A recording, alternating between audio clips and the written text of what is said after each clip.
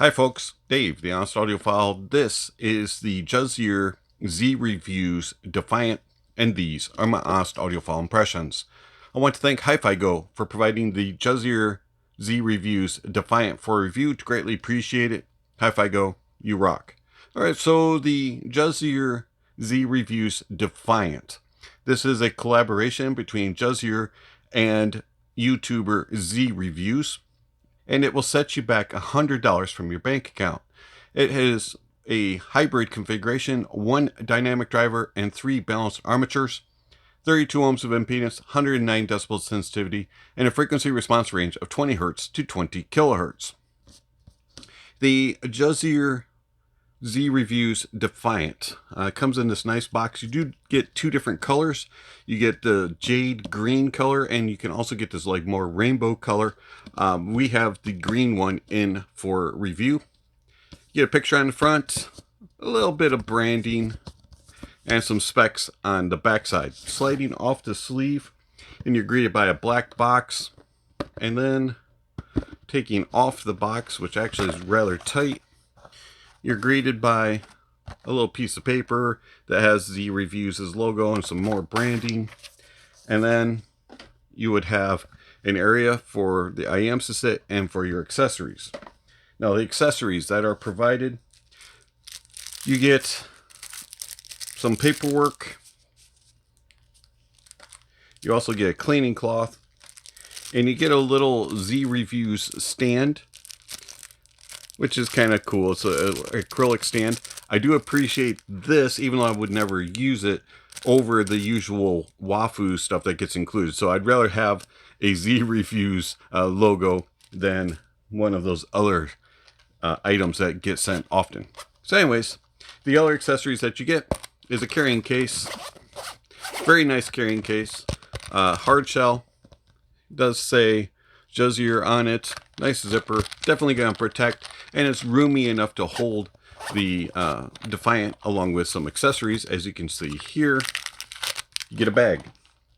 So you have a bag that has a bunch of different tips and a swappable termination. So the cable that Juzear and Z Reviews has provided is called the Flare, and we'll talk about that in a moment.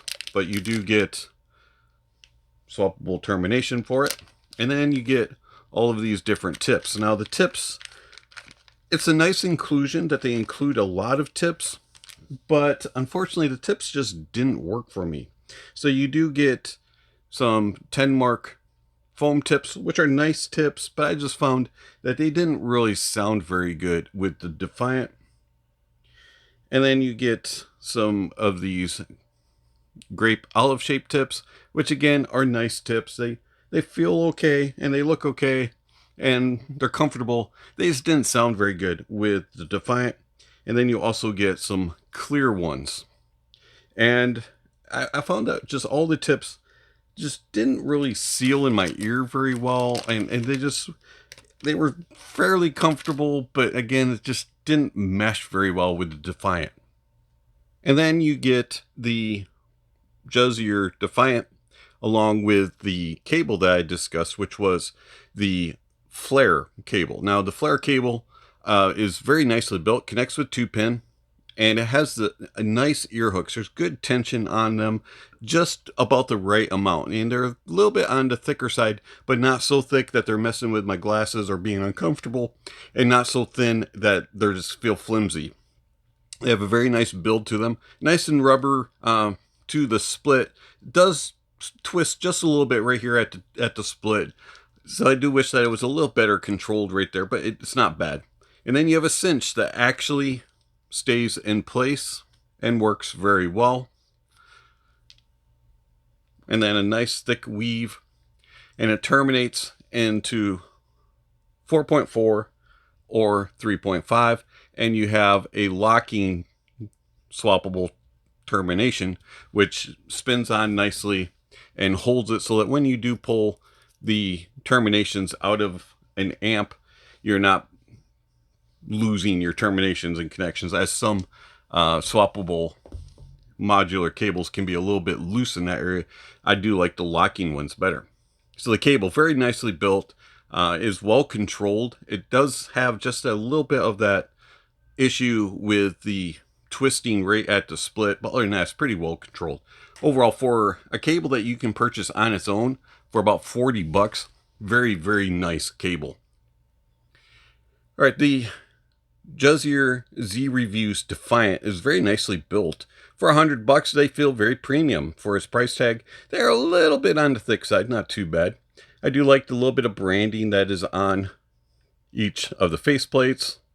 And I just think that they're really, really pretty. The jade color, you can look into it and really kind of see different shades of it, and it kind of changes as you move it into light. It's really, really cool looking, very pretty. The nozzle has a pretty decent angle and length to it. I do wish that it had just a little bit more of a ergonomic wing. This wing is a little bit flat, and for me that causes a fit issue. I do prefer a wing on shells, but it has to be a little bit bigger than that to kind of fit in my ears. But they're not super bad, but it does kind of wobble around in my ear just a little bit. And I find that comfort is good. It's just frustrating because I'm constantly kind of adjusting it to make sure that it's fitting in place. It does hold better with the tips, the alternate tips that I'm using versus the stock tips. Stock tips, it didn't really hold well at all. But with the Rosalsa Rose Technics Sound Raccoon, or Cocoon, excuse me, tips, they work very well. So Sound Cocoon tips from Rose Technics are the tips of choice for me. And I found that they seal well and are quite comfortable. But unfortunately, I do have those moments where I just have to constantly just be adjusting it and kind of making sure that it's not bothering with that wing and just kind of slipping around. But once you get it in place, it'll stay in place 15-20 minutes, and then I have to readjust it. But comfort wise, I can wear them for a long time, just have to readjust them. Isolation of outside noises is pretty decent. I would say probably 55-60% of outside noises with the tip that seals good. With the stock tips, it was way less than that, 45-50%. I just couldn't get a really good seal with the stock tips. But with those Sound Cocoon tips, I was able to get pretty decent seal. 55-60% of outside noises being blocked. Louder things like vacuum cleaners, cars going by, that type of stuff was somewhat hearable. The conversations trying to carry on with somebody was difficult. Had to pause the music. With the Sound Cocoon tips, I did have to pop one out of my ears. With stock tips, I definitely was able to carry it on. So they are a little bit picky when it comes to tips and isolation of outside noises. The Juzear Z Reviews Defiant is fairly easy to drive, even being 32 ohm, 109 decibel sensitivity. Pretty much any source was able to get them really loud. I found that they weren't very picky at all when it came to the power, and pretty much even lower powered dongles, periodic audio, rhodium, and things like that were able to drive them very, very well. They do scale better, a little bit better with a little bit more power. I found that that brought out a little bit more, especially in dynamics, and kind of extended the soundstage just a little bit. But the thing that really helped with soundstage were the tips. I found that using wide bore tips really brought out a little bit extra air and expanded the soundstage. So do keep that in mind, along with a little better of a source, a little bit more power. The need to use them balanced or to use them on desktop or dongles or DAPs, it really wasn't that picky on them. As I said, everything kind of got them loud. They did scale with a little bit better sources, but they were not very picky at all. Pretty much anything and everything worked with them. So how do the Juzear Z Reviews Defiant sound? All sound impressions will be based off of using the stock flare cable and the Rosalsa Rose Technics Sound Cocoon tip. The bass of the Defiant is well controlled. It extends nicely into the sub bass. You get some rumble and grumble there. And then it has nice texture. I did find that the mid bass has also a nice punch and slam, and it is grabbing a hold. It reaches down a little bit deeper, and it just has this fun factor to it. It's not really bass head levels, but at the same time, it definitely has some to it. You get this thumping, and it keeps the toes tapping and the arms flailing pretty good. Upper bass is slightly tucked, and it does have just a little bit of a thinner and less impactfulness than the mid bass and sub bass regions. But I find that the overall presence of the bass is nice, well controlled, has really good details and good resolution, nice tone and timbre, and everything just really keeps it going, and it's a fun sound. The mids have a slight mid rise in the uppers from the mid range and the upper mid range. There's a slight rise, and it can be a little too much for those who are sensitive, especially from about 2 to 5K. It could be a little bit too much for you. I find it to be borderline there, and the lower mids are a little bit thinner, so it kind of sounds a little bit uneven.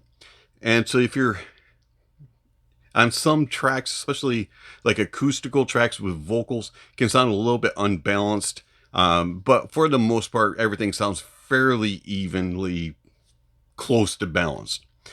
Lower mids are a little bit thinner, slightly tucked, and there's nice clarity throughout the mid range. And I find that everything has its own little space. It's not being crowded, but it's not super open either. But I do find that there's enough air and space and good clarity.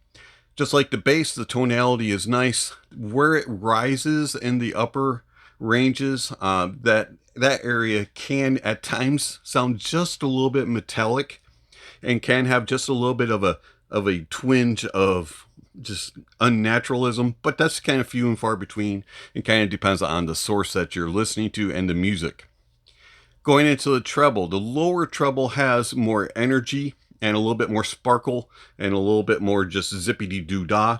The rest of the treble is a little bit more tame and kind of slightly rolled off. It does extend nicely, and there's a decent amount of air, but it's a little bit more on the softer, more rounded side, so it doesn't get into fatigue mode.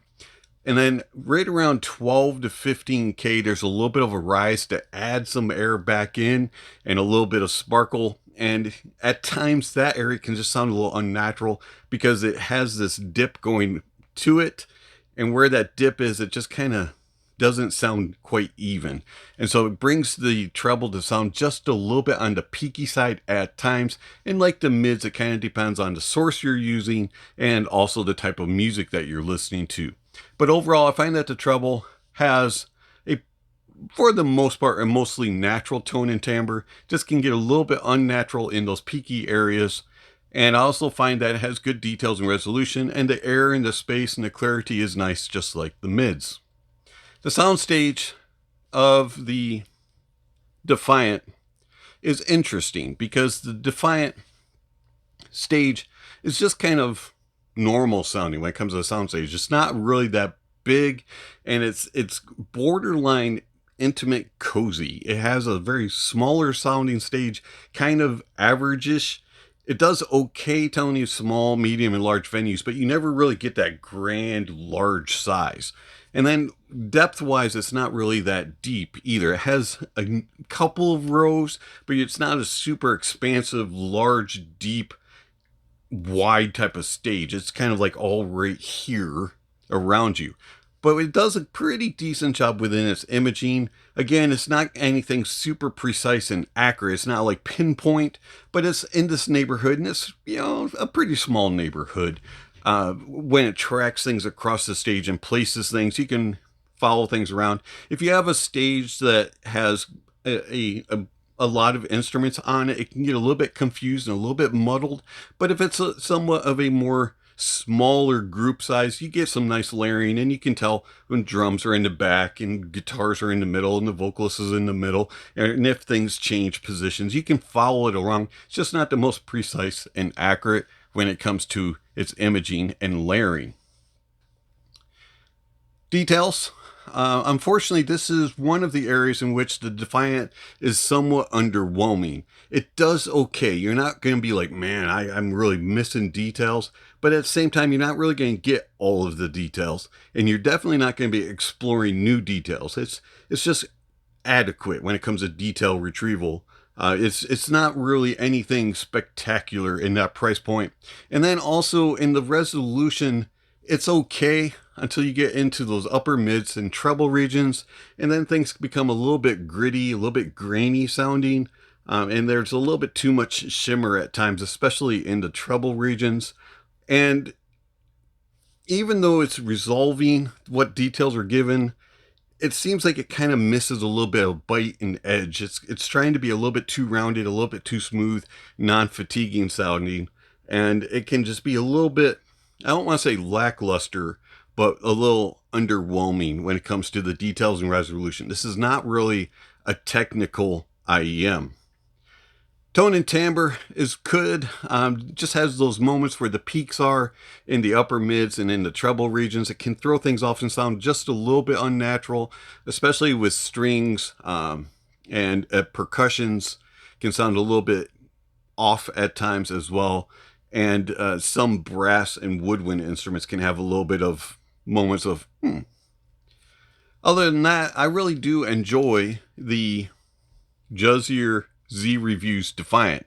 And, if it's a good IEM for what it is at $100, it's musical, it's pleasurable, it's not really that fatiguing sounding, does have a few niggles about it, but overall I've enjoyed it, especially when I changed the tips and started using the sound cocoon tips. Those definitely helped to bring in a little bit of air and a little bit more space and a little bit more clarity to the sound.